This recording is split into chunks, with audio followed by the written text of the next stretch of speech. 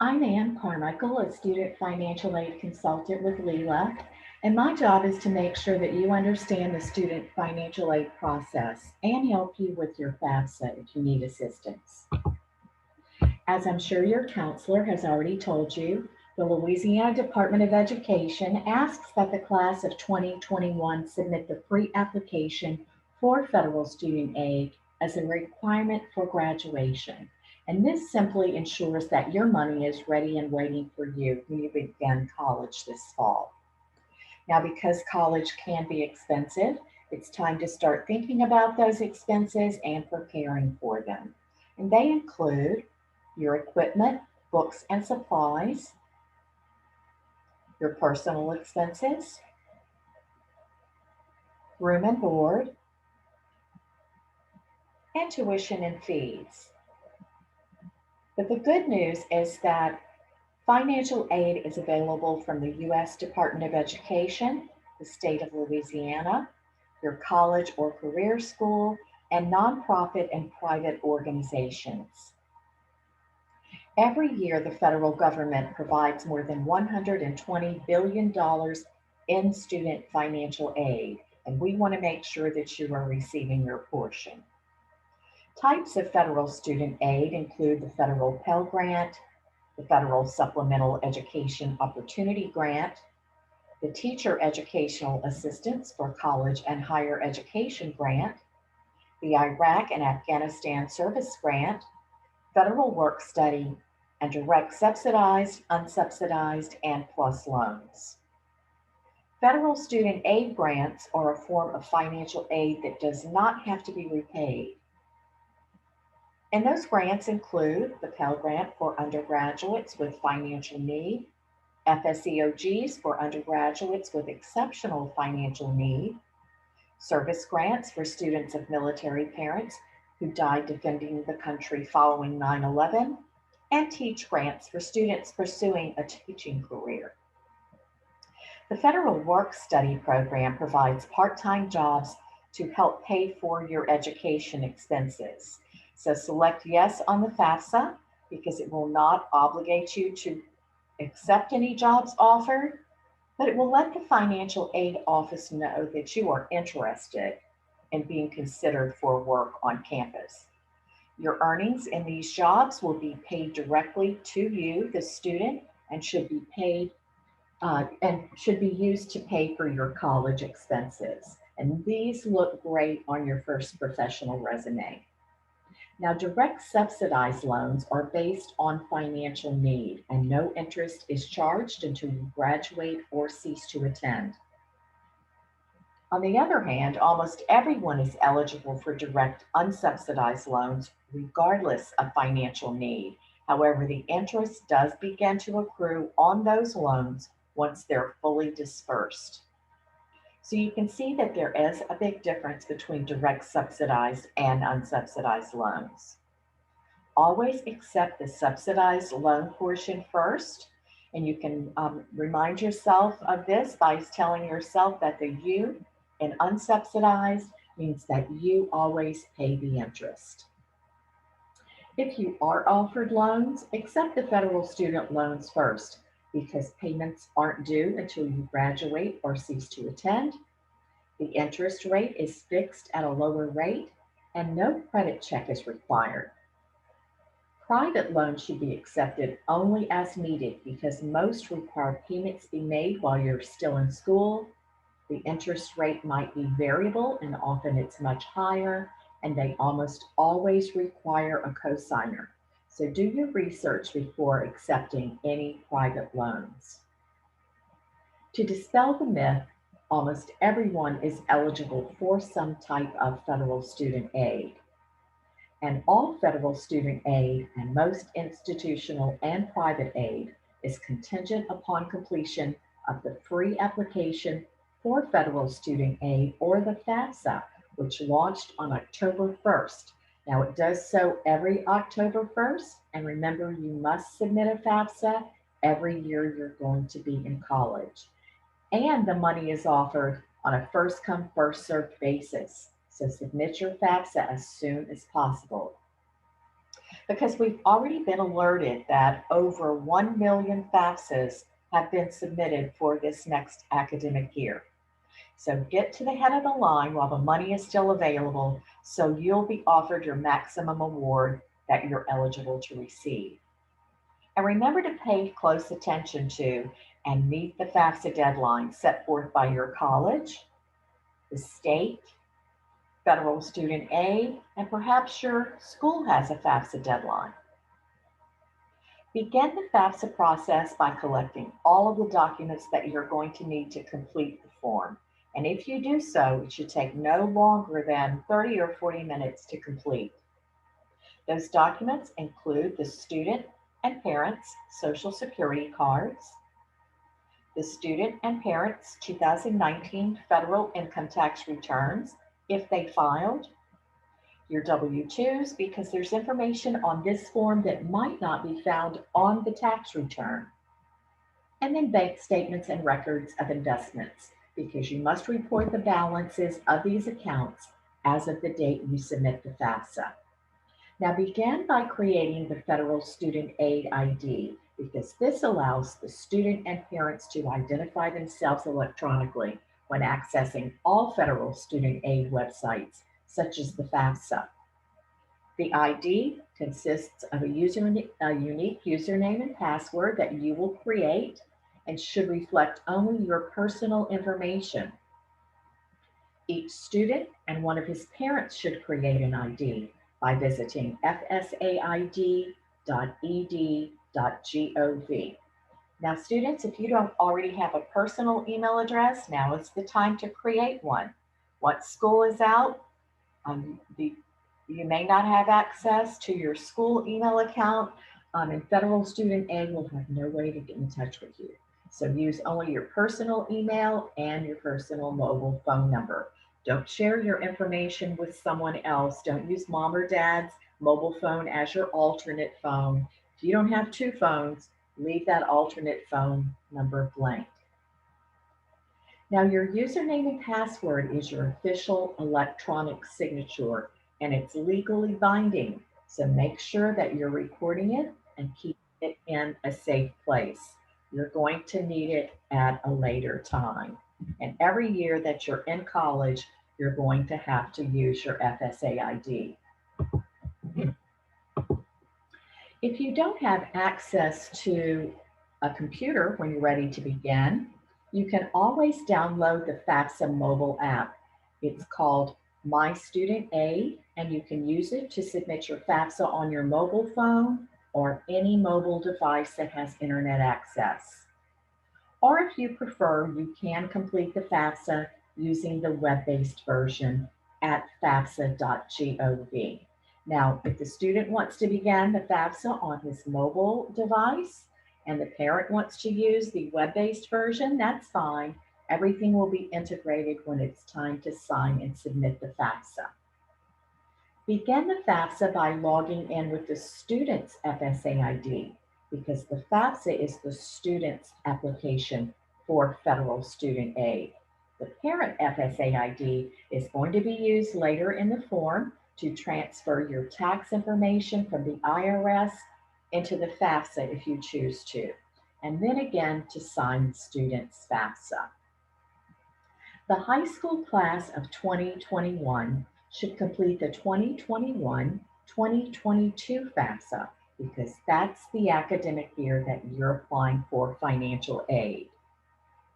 Now, you'll see two different versions, but the 2020-2021 FAFSA is for students who are in college this academic year. Once you're in the form itself, you're going to see that there are 8 sections that should be completed before submitting the FAFSA.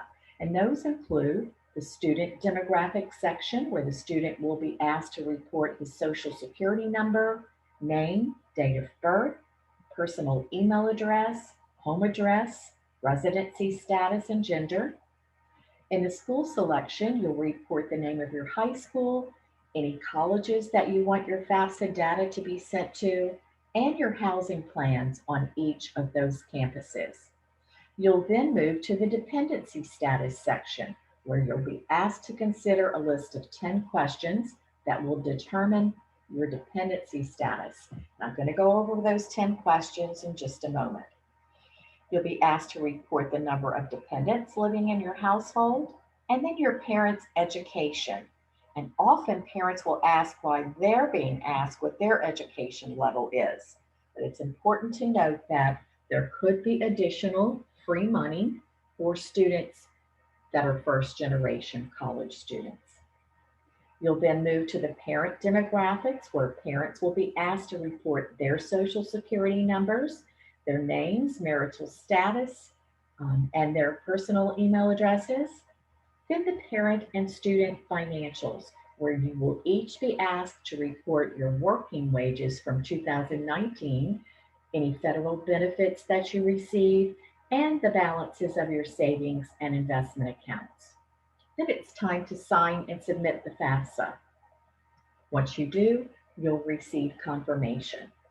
Now, as you're moving through the FAFSA, if you have a question about a question, look over to the right-hand side, you'll see a question mark. Click on the question mark for a more detailed description.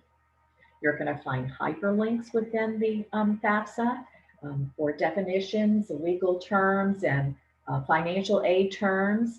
If you need more clarification on those topics, you can request a FAFSA online chat. You can call Federal Student Aid with your questions, or you can contact me at Lela's FAFSA helpline.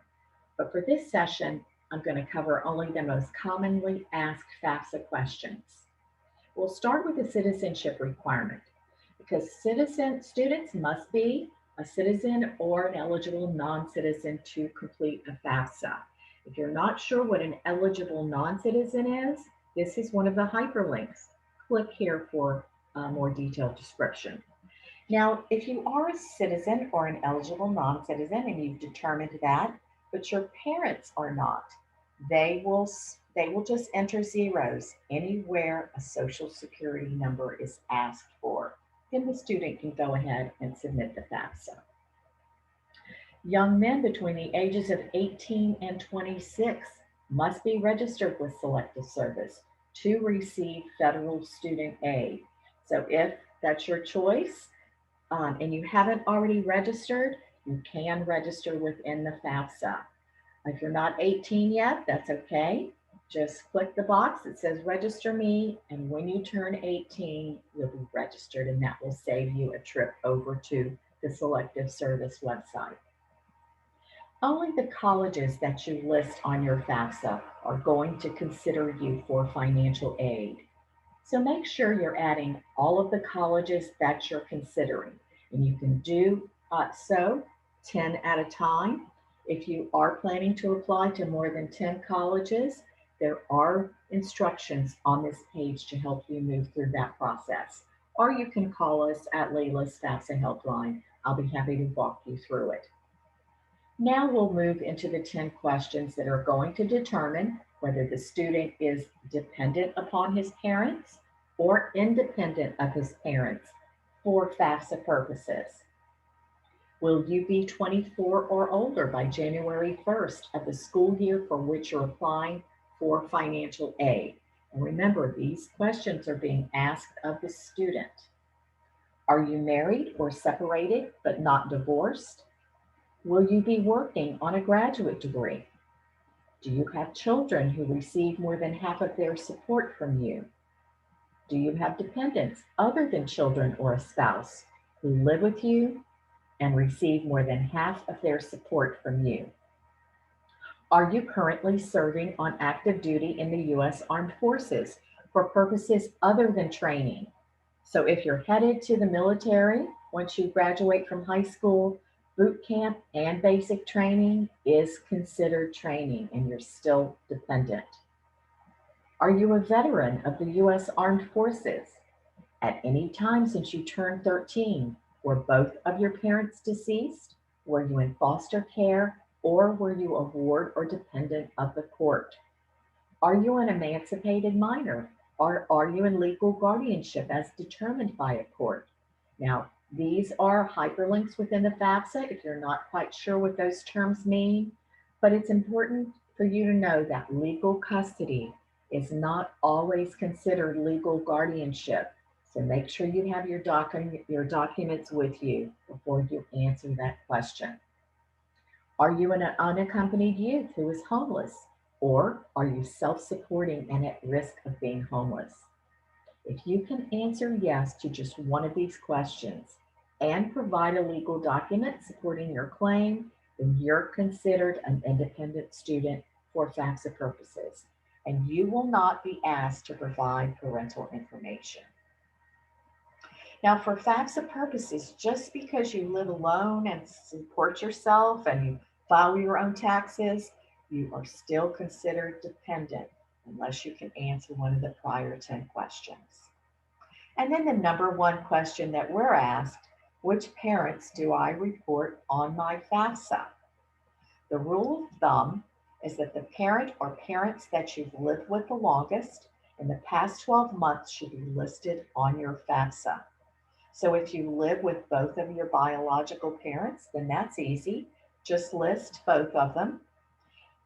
But if the parent that you lived with the longest in the past 12 months is either separated, divorced, or was never married, you should list that parent only on your FAFSA. However, if that parent is now remarried, then you must include your step parent as well. In other words, federal student aid wants to know the financial standing of the household that the student has lived in the longest in the 12 months prior to the date that the FAFSA was submitted. If you're identified as a dependent student, but your parents refuse to provide information on your FAFSA, you can submit a FAFSA stating that you're unable to provide their information, but you must contact the financial aid office once you submit so that they can begin to work with you independently to help you get that information. They will be the ones that are determining your financial aid offer. So don't hesitate, give them a call because if you don't, you're only going to be considered for federal student loans. To make the FAFSA process go a lot smoother, please use the Internal Revenue Service's data retrieval tool. This will help you link over to the IRS site, grab your tax information, and drop it directly into your FAFSA. Not only is it going to ensure that it's accurate, your student is probably going to, this is going to diminish their chances of being selected for verification on that college campus. So grab your 2019 income tax return. Whatever's listed on that return has to be listed here in the IRS site, even if your name is misspelled or you've moved since the date that your 2019 return was filed. You must report information exactly as printed on that return. And then you're almost finished. But before you submit your FAFSA, please review your student aid report. It's a list of all of the questions you were asked and your answer to each of those questions. And by correcting any mistakes now, this just ensures that the financial aid office can quickly process your student financial aid. The student and one parent will be asked to electronically sign the FAFSAs with their FSA IDs.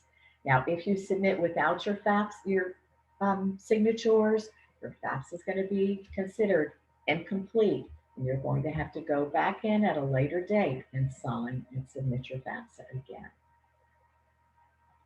Once you do submit, you'll see this confirmation pop-up page.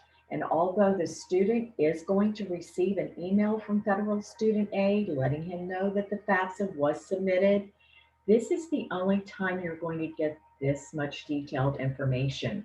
You're going to receive a confirmation number with the date and time that you submitted. You'll receive a data release number so that if you want the financial aid office to make changes to your FAFSA from their offices, they can do so with that number. You can see what happens next and the steps you need to take to complete this process. A list of your colleges are here, reported on this page. And then you can review your financial aid estimates. And I'm going to stress the word estimate because everybody gets excited when they see the dollar amounts. But this information must be verified by the financial aid office before they provide you with a financial aid offer. If you begin a FAFSA and you need to go gather more information before you submit it, remember that you have 45 days to do so, or your information is going to be wiped off the system and you'll be starting again. You will receive reminders from Federal Student Aid to go back in and complete the process. Now, say you want to add a school later, or you want to change your contact information, or your college has asked you to make some changes to your FAFSA. Simply log back into the FAFSA. It's the simplest way, and use the student's FSA ID. Make your changes and sign and submit your FAFSA again. So you can change your FAFSA as many times as you need to make sure that it's correct, but always sign and submit. Once your FAFSA is fully processed, which takes about 3 to 5 days, at that time it's shared with your colleges listed. Then each college financial aid office will begin to identify any aid that you might be eligible to receive. Now, if your family's financial situation has changed since 2019, contact your financial aid offices because they have the ability to adjust your aid by using their own professional judgment. We know this is going to happen all over the country this year, but especially in Louisiana with all of the hurricanes that have ripped through our state. So say that your parents have lost jobs or there's been a reduction in income. Perhaps there have been some unexpected medical expenses incurred. The financial aid office is a great resource to identify any additional free money that might be available to help you complete your academic year, because they are working to determine your net price. They're going to do this by taking any grants and scholarships that you might be eligible for, subtracting that from the cost of attendance at their college, and that will be your net price. Now, the net price is your responsibility to pay either in cash or by accepting student loans. Your financial aid offer should reflect each college's cost of attendance, any grants, scholarships, work study, and student loans that they have to offer you. So read through it carefully and respond to any of their requests so that they can process your aid. Remember that you're going to receive a separate financial aid offer from each of the schools that you've listed on the FAFSA. And a lot of them are going to wait until they receive your admissions application to offer you that aid. So make sure you're getting those applications completed as well. Because once you determine which school you're going to, you want to accept your aid in this order. Scholarships and grants, because this is gift aid that doesn't have to be repaid. Next is federal work study, because you've earned this money and you don't have to pay it back. And then last, your student loans, because this is borrowed money that must be repaid with interest. This is a lot of information to absorb. So Lela has published a FAFSA completion guide for the class of 2021, and it's free for all Louisiana high school seniors. So if you haven't already received one from your counselor, please shoot me an email. I'll be happy to send you a copy, and I'll include Lela's senior checklist to help you stay on track this year. Now, let me just cover scholarships for 1 minute. These are gifts that do not have to be repaid, and they are out there. There are thousands of them that are offered by the colleges, your parents' employers, community, religious organizations. Some are based on your academic achievement, and others are based on financial need. A scholarship could cover the entire cost of your tuition, or it could be a one-time award So it's worth applying for them because if you do apply and receive them, it's going to reduce the cost of your education. And bottom line, that means that it's going to reduce your student loan debt. So talk to your high school counselor, contact your college financial aid office and your admissions recruiters for some ideas on scholarships that they've heard about. This year, Lela offers a $1,000 FAFSA completion scholarship for seniors attending a Louisiana high school. All you have to do is complete your FAFSA and go to our website to get the application. Once you're in college, you can apply for our $1,000 Choose Louisiana scholarship if you're going to a Louisiana college because we want to keep you here in the state. So go to lela.org for the details on these offers and also for the applications. Now, if you're going to a pricier college and you've exhausted all your opportunities for grants, scholarships, federal and state dollars, Lela does administer a nonprofit education loan program, and you can find out more about that at lelachoice.org. I am always here to answer your questions, so please feel free to contact me at any time. You can call our FAFSA helpline, and the number is listed here. And you can email me if you prefer, and if you want a copy of that FAFSA completion guide.